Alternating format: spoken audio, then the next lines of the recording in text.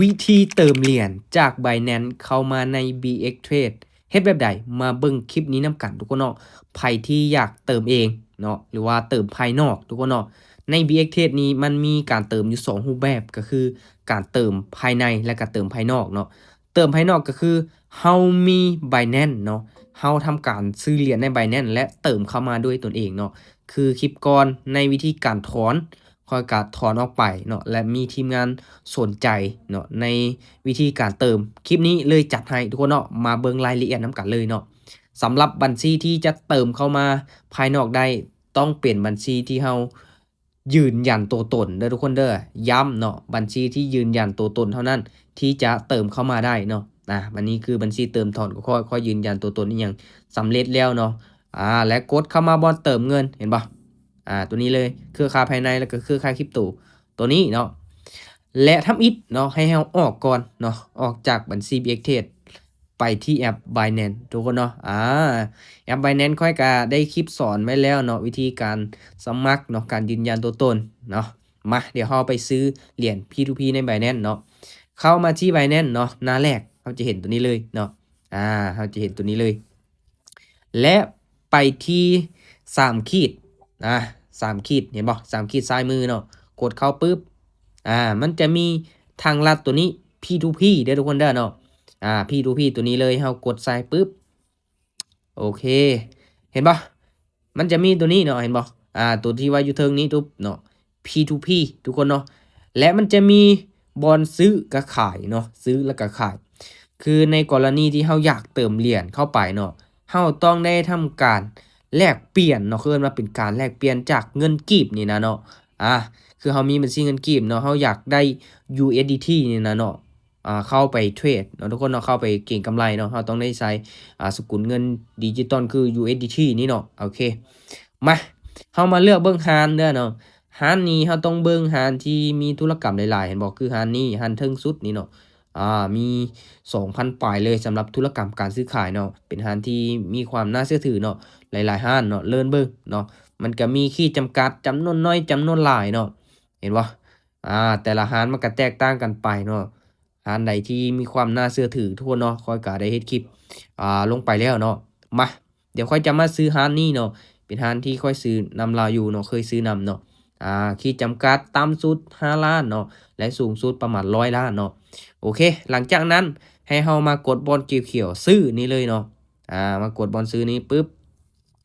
โอเคเห็นบ่ทุกคนเนาะมันจะมีให้เฮามาเลือกเนาะว่าเฮาจะซื้อเป็นเงินกีบหรือว่าซื้อเป็นจำนวน USDT เนาะแต่ค่อยจะมาซื้อเป็นจำนวนเงินกีบเนาะแล้วมากดใส่บอลเลขศูนย์นี้มาใส่จำนวนเงินที่ว่าเฮาจะซื้อเนาะจะซื้อ5ล้านเนาะขั้นต่ำนี่5ล้านเห็นบ่เนาะสูงสุด100ล้านเนาะจะซื้อ10ล้านหรือว่า20ล้าน30ล้านขึ้นอยู่กับเฮาว่าจะซื้อเท่าใดเนาะเฮาอยากเติมเข้าไปเท่าใดทุกคนเนาะโอเคมาเดี๋ยวค่อยจะมาซื้อ20ล้านเนาะโอเคเฮาก็ใส่จำนวนเงินที่ว่าเฮาจะทำการซื้อเห็นบ่20ล้านเนาะในปัจจุบันในเรตปัจจุบันนี้ก็ประมาณ900กับ19.97เนาะเห็นบ่มันจะบอกเนาะ Binance มันจะไล่ให้แบบชัดเจนเลยทุกคนเนาะหลังจากนั้นเนาะเฮาก็มาทำการวางคำสั่งทุกคนเนาะวางคำสั่งเลยกดใส่ปึ๊บโอเคทำอิฐทุกคนเนาะหลังจากนั้นให้เฮาไปที่สนทนาสนทนากับเขาเจ้าโดยทุกคนได้เนาะปึ๊บมาที่สนทนาปึ๊บเห็นบ่หลังจากนั้นเฮามาพร้อมบ่พิมพ์ถามเขาเจ้าว่าพร้อมบ่เนาะแล้วก็โอเคเห็นบ่เขาเจ้าส่ง QR มาให้คอยเลยเนาะส่ง QR มาให้คอยเลยเพราะว่าคอยเคยทำการที่จะเติมถอนนำเขาเจ้าดูเนาะหลังจากนั้นเฮาก็เข้ามาแคปเอาโอเคและไปทำการโอนเงินเนาะทุกคนเนาะและไปทำการโอนเงินเข้ามาที่ BCL1 เฮาเลยปึ๊บหลังจากนั้นก็ทำการโอนเงินเลยเนาะโอนเงินเลยโอเคเมื่อกี้นี้ก็20ล้านเนาะเฮาก็มาใส่จำนวนเนาะ20ล้านปึ๊บปึ๊บเนาะโอเคและกดต่อไปเนาะและสำหรับคำอธิบายเนาะคำอธิบายนี้เขาเจ้าให้ใส่เป็นค่าเครื่องเนาะให้ใส่เป็นค่าเครื่องเนาะทุกคนเนาะโอเคหลังจากนั้นเฮาก็ทำการโอนเงินเลยปึ๊บโอเคโอนสำเร็จแล้วเนาะทำการแคปเอาบิลเนาะแคปเอาบิลเนาะหลังจากนั้นให้เฮาออกไปที่ Binance เนาะ เข้าไปที่ Binance อีกบาดนี้เนาะโอเคและเข้ามาทุกคนเนาะเห็นบ่มันจะมีบอนว่าโอนแล้วเนาะดูทางแจ่ขวามือนี่เนาะบอนโอนแล้วให้เรากดใส่บอนว่าโอนแล้วปึ๊บโอเคหลังจากนั้นเนาะให้เรามาส่งบิลเนาะส่งบิลที่ว่าเราแคปเอาเมื่อกี้นี้เนาะเราโอนเงินไปเนาะเราส่งบิลไปให้เขาเจ้าโอเคเห็นบ่ทุกคนเนาะเราส่งไปแล้วและมีบอนเบิงเนาะบอนเบิงนี้เนาะให้เรากดบอนเบิงนี้ปึ๊บเห็นบ่นี่มันจะมีเวลานับถอยหลังอยู่เนาะคาดว่าจะได้รับ USDT เนาะใน3นาทีทุกคนเนาะบ่เกิน3นาทีเขาเจ้าก็จะปล่อยเหรียญให้เราแล้วเนาะเห็นบ่จำนวนเนาะจำนวนเงินเฟียดเนาะหรือว่าเงินที่เราโอนไป20ล้านเนาะและราคาในปัจจุบัน2121,738เนาะต่อ1 USDT เนาะ21,738กีบเนาะต่อ1 USDT ทุกคนเนาะโอเคการรอท่าเนาะให้เขาเจ้าปล่อยเหรียญให้เฮาเนาะรอท่าให้เขาเจ้าปล่อยเหรียญให้เฮาเท่านั้นเนาะสำหรับวิธีการเติมบ่มีหยังยากเนาะอันนี้เขาเอิ้นว่าเป็นการซื้อเหรียญ P2P เนาะอยู่ใน Binance เนาะเป็นการแลกเปลี่ยนแบบ P2P ทุกคนเนาะเดี๋ยวรอท่าแป๊บนึงเนาะบางครั้งก็ไวเนาะบางครั้งก็ช้าบางเทื่อก็ไวบางเทื่อก็ช้าเนาะขึ้นอยู่กับจำนวนเงินเนาะเฮาซื้อหลายมันก็จะช้าได้น้อยนึงเนาะโอเคเฮาก็มีแต่ทำการรอท่าเขาเจ้าเนาะรอท่าให้เขาเจ้าเนาะเพราะว่าเฮาก็ได้แจ้งบิลแจ้งหยังไปแล้วเนาะถ้าว่าเขาเจ้าบ่ปล่อยเหรียญเด้เฮาก็สามารถแจ้งไปได้เนาะแจ้งไปได้หรือว่าเวลามันมืดเนาะยังบ่ปล่อยก็ต้องได้ทักหาคู่กรณีโอเคสำเร็จแล้วทุกคนเนาะเห็นบ่เฮาได้มาแล้วเนาะ919.97 USDT เนาะโอเคแคปรูปอันนึงปึ๊บเนาะแล้วก็กดไลค์ให้เนาะกดไลค์ให้เนาะออกความคิดเห็นเนาะโอเคหลังจากนั้นให้เฮาไปกดบอนที่ว่าเบิ่งทรัพย์สินเนาะปึ๊บมารีเฟรชบันนึงโอเคมันจะขึ้นมาแล้วเนาะมันจะขึ้นมาแล้วเนาะเห็นบอกภาพรวมเนาะตัวนี้ค่อยมีทั้งBTC เนี่ยเนาะที่ว่าตัวนี้ยังบ่ทันได้ถอนไปเก็บไว้ในกระเป๋าเนาะค่อยปาไว้นี่เนาะหลังจากที่ได้ซื้อไว้เนาะโอเคหลังจากนั้นก็ มาที่บอลคำว่าส่งเนาะทุกคนเนาะมาบอลที่ว่าส่งนี่เนาะเห็นบอกมันจะมีบอลที่ว่าส่งเนาะหรือว่ามาที่เงินทุนนี่ก็ได้เนาะถามว่ามาที่เงินทุนเขาจะเห็นบ่เขาจะเห็นเฉพาะแต่ USDT เนาะเห็นบ่เนาะอยู่ในเงินทุนของเขาจะเห็นเฉพาะ USDT เนาะตัวนี้เลยเนาะเงินทุนนี้เลยทุกคนเนาะมันอยู่ที่ทรัพย์สินของเขาเห็นบ่เนาะหลังจากนั้นเฮามากดบอลส่งนี่เด้อทุกคนเด้อกดส่งปึ๊บ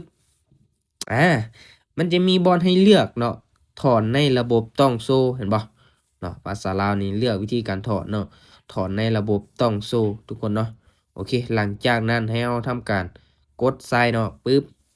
ให้เรามาเลือกเนาะเลือก USDT ทุกคนเนาะเลือก USDT เลยปึ๊บโอเคและบัดนี้เนาะเห็นบ่ที่ U นี่เนาะให้เราเข้าไปที่บัญชี BX Trade เดี๋ยวทุกคนเด้อเข้ามาที่บัญชี BX Trade เห็นบ่ตัวนี้เลยเนาะตัวนี้เลยเนาะเฮาทำการสแกนก็ได้ถ้าว่าเฮามีโทรศัพท์2หน่วยเนาะถ้าว่าเฮาบ่มีเฮาก็มาคัดลอกเอาที่อยู่ตัวนี้เห็นบ่มันจะมีบอลคัดลอกเนาะปึ้งเนาะเฮากดคัดลอกหลังจากนั้นเข้ามาวางใส่เนาะปึ๊บกดวางใส่เนาะอันนี้ที่อยู่เนาะหลังจากนั้นเนาะเฮามาเลือกเครือข่ายตัวนี้สำคัญเนาะเลือกเครือข่ายนี้สำคัญนะทุกคนเด้อต้องเลือกเครือข่าย BSC BNB Smart Chain BP Sound เนาะตัวนี้เด้อทุกคนเด้ออย่าไปเลือก Ethereum หรือว่าตัวอื่นได้เนาะเห็นบ่ตัวยูโรนี่อย่าไปเลือกทุกคนเนาะให้เลือกให้ถูกเนาะเห็นบ่เราต้องเบิ่งคักแน่เนาะเราต้องเบิ่งทั้งแน่เนาะถ้าว่าเลือกเครือข่ายผิดเหรียญเขาจะบ่เข้ากระเป๋าเราได้เนาะมันจะมีค่าธรรมเนียมอยู่ 0.01 USDT เนาะหลังจากนั้นเรากดใส่เลยปึ๊บโอเคเห็นบ่เราเลือกเครือข่ายเป็นทีมร้อยแล้วเนาะหลังจากนั้นมาใส่จำนวนเหรียญที่เราจะถอนไปเห็นบ่มันจะมีขั้นต่ำเนาะในการที่ว่าเราถอนออกจาก Binance นี่เนาะ10เหรียญเนาะขั้นต่ำนี่10เหรียญเนาะโอเคเดี๋ยวค่อยจะถอนไป ประมาณ300เหรียญก็ได้เนาะค่อยจะบ่ถอนไปเบิดเนาะค่อยจะเก็บไว้อยู่ใน Binance นี้เนาะจะถอนไป300เหรียญก่อนทุกคนเนาะถ้าว่าเบิดแล้วค่อยจังมาถอนอีกบ่ซั้นก็เอาไปซื้อ Bitcoin เบิดทุกคนเนาะซื้ออยู่ใน Binance นี่เลยเนาะโอเคหลังจากนั้นให้เฮามากดถอนเลยหลังจากนั้นมากดถอนเลยปึ๊บ โอเคเห็นบ่เราจะได้อยู่ประมาณตัวนี้เนาะเพราะว่ามันหักค่าธรรมเนียมไปเนาะหักค่าธรรมเนียมไป หลังจากนั้นเรามากดยืนยันเนาะกดยืนยันเลยปึ๊บ อาและขั้นตอนนี้ทุกคนเนาะเป็นการที่ว่าเราต้องได้ใส่เนาะการยืนยันรหัสเนาะก็คือบางคนอาจจะต้องได้ใส่รหัส 2FA หรือว่าส่งข้อความยืนยันเนาะรหัสทางอีเมลบ่เนาะถ้าว่าไผที่ยังบ่ทันได้ตั้งรหัสคีย์สแกนหน้าเนาะสำหรับข้อยนี่ได้ตั้งเป็นทีมห้อยเนาะเพราะว่าโทรศัพท์บ่ค่อยสามารถที่จะสแกนหน้าตัวเองได้เนาะหลังจากนั้นเราใส่บัตรคีย์สแกนหน้าเนาะปึ๊บ โอเค ถือว่าสำเร็จทุกคนเนาะเห็นบ่ดำเนินการถอนเนาะ300 USDT เนาะเราจะเติมทอนเข้ามาเท่าไรก็ได้เนาะขอเพียงแต่เรามีน้อยมีหลายทุกคนเนาะหลังจากนั้นก็มีแต่รอท่าเนาะเราเข้าไปที่บัญชี BX Trade เนาะว่า USDT นี่มันเข้าแล้วบ่เนาะหรือว่ายังบ่เข้าทุกคนเนาะเดี๋ยวเราไปเบิ่งเนาะมันก็ใช้เวลาบ่เฮิงเนาะใช้เวลาบ่เฮิงเนาะ ประมาณ1นาทีได้เลยเนาะประมาณ1นาทีนี้ได้เลยเนาะเวลาบ่ถึงปานใดเนาะปึ๊บเราเข้ามาที่บัญชี BXT เนาะปึ๊บโอเคปึ๊บเนาะแล้วเข้ามา refresh บาดหนึ่งปึ๊บอาเห็นบ่เราจะเห็นเลยเนาะว่าเหรียญเข้ามาในบัญชี BXT แล้วเนาะหลังจากนั้นเราก็ทำการเทรดได้เลยทุกคนเนาะโอเคสำหรับวิธีการเติมง่ายๆทุกคนเนาะหรือว่ามีตัวใดที่บ่เข้าใจ ทุกคนสามารถที่จะคอมเมนต์ถามค่อยได้เด้อทุกคนเด้อเนาะ